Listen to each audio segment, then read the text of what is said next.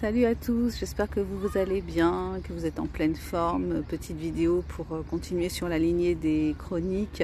Et aujourd'hui, je voudrais vous parler de Games of Thrones. J'en suis au 4e volume de la série. Et bon, j'ai pas encore consacré de vidéo à ce sujet, donc je profite de l'occasion. Eh bien, je trouve que c'est excellent en fait, hein. C'est très prenant, très emballant en fait, hein. Quand tu commences, tu es emporté.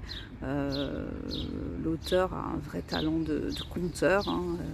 C'est épique, on s'ennuie pas. Enfin, bon, il y a des petites longueurs avec des histoires de bataille qui sont un petit peu... bon, moi je trouve ça un petit peu ennuyeux, mais bon... voilà, sinon, effectivement, quand tu as fini un volume, tu as hâte de lire le suivant. Voilà, moi j'ai pas... La série, j'ai vu 3 épisodes. Après, j'avais arrêté. Je me souviens que j'avais été choquée quand le couple donc incestueux, donc le frère et la sœur, sont surpris par le gamin et qu'ils balancent le gamin par la fenêtre. Et ben, j'avais trouvé ça hyper choquant. Et puis, bon, j'avais pas pu s'accrocher que ça à la série en tout cas. Mais ce que je trouve génial dans Games of Thrones, c'est qu'en cette période où le wokisme essaye de nous convaincre de certaines valeurs qui ne sont pas les miennes, comme vous le savez si vous me suivez sur ma chaîne, et ben, je trouve ça intéressant parce que Game of Thrones, c'est vraiment anti-wokisme. Il y a quelques personnages noirs, moi j'en ai relevé 2, donc un chevalier noir qui joue pas un grand rôle dans la série, en tout cas au niveau livresque, et puis une femme qui est une prostituée, et donc que l'auteur décrit comme étant d'une lignée où les femmes sont prostituées de mère en fille. Donc elle se prostitue, elle prostitue sa fille. Donc au niveau woke et image positive des noirs, bah non, ce ne sera pas dans Games of Thrones. Et finalement, je trouve qu'on est tellement envahi par une espèce d'idéologie où l'histoire est revisitée et où on fait tenir des rôles aux personnes noires, des rôles qui ne tenaient pas à l'époque. Donc je trouve ça finalement assez cohérent.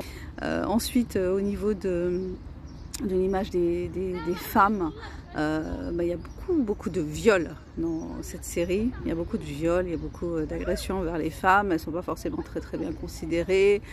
Il y a aussi ce qu'on appellerait aujourd'hui une forme de pédocriminalité, parce que les gamines, elles sont toutes jeunettes et on te parle de mariage et de viol avec des gamines qui sont à peine pubères.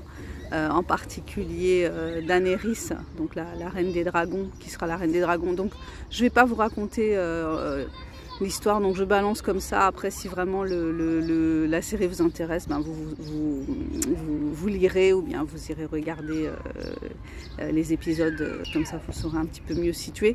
Mais voilà, Daenerys, la reine des dragons, donc quand elle est censée épouser Drogo, elle a 12-13 ans, et puis on a des scènes quand même assez chaudes qui sont racontées par Martin.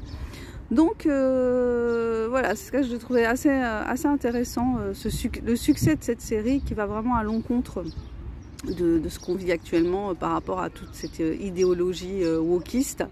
Il y a un eunuque aussi qui est un intrigant en fait, un personnage qui manipule. Il n'y a pas de transsexuel. L'homosexualité, elle n'est pas hyper présente d'après mes souvenirs. Je trouve que Game of Thrones, finalement, c'est un éloge au non-wokisme. Ce sera peut-être le titre de la vidéo. Voilà, écoutez, c'était ça que je voulais partager aujourd'hui avec vous. Ma lecture de cette série tout à fait épique, que je vous conseille si vous aimez les séries comme ça qui sont prenantes, et puis on a envie de continuer, on a envie de savoir comment ça va se terminer. Puis ah oui, surtout, il y a énormément de personnages. J'ai pas l'impression d'avoir déjà lu un bouquin où il y a autant de personnages. En fait, tu te dis mais comment il fait pour introduire autant de personnages dans son univers? Et puis il y a une foultitude de personnages, et ça c'est vachement impressionnant. Et en plus, ce qui est marrant, c'est qu'il ils les nomment, et puis en fait, des fois, ils ont deux noms. Enfin, ils ont le nom que je dirais qu'on leur donne, qu'on leur attribue communément, et puis ils ont un petit nom. Donc du coup, tu te perds un peu. Enfin, moi, je me suis perdue un peu à certains moments. Mais voilà, c'est le talent d'un auteur. Respect, hein, total respect. Ok, bah écoutez, je vous parlerai peut-être de... Peut-être un jour, je ferai des petites vidéos sur chaque volume pour raconter l'univers plus précisément, je sais pas, on verra. En tout cas, voilà, c'était ça qui me venait aujourd'hui. Comme vous le savez, je suis écrivaine indépendante. Comme vous le savez, vous devez absolument découvrir mes livres. Comme vous le savez, vous devez absolument me soutenir, soutenir mon travail, soutenir le travail d'une autrice indépendante, c'est super important. Autrice, écrivaine, comme vous voulez, auteur si ça vous dérange, écrivain si ça vous dérange de féminiser, ça ne me pose aucun souci. Je vous invite donc à découvrir mes livres, abonnez-vous à cette chaîne, prenez soin de vous, prenez soin de votre mental en ces temps difficiles, prenez conscience de votre force, de votre puissance. Nous sommes puissants, nous sommes forts, nous sommes des êtres humains, nous avons plein de ressources, et puis vibrer sur les émotions qui nous donnent le plus de force, même si on n'en est pas convaincu parfois, mais c'est l'amour qui nous porte, c'est la bienveillance, c'est l'attention aux autres, c'est ce qui donne le plus de bonne énergie en soi-même. Voilà, le soutien, l'écoute, enfin voilà, moi c'est des valeurs que je tiens absolument à défendre.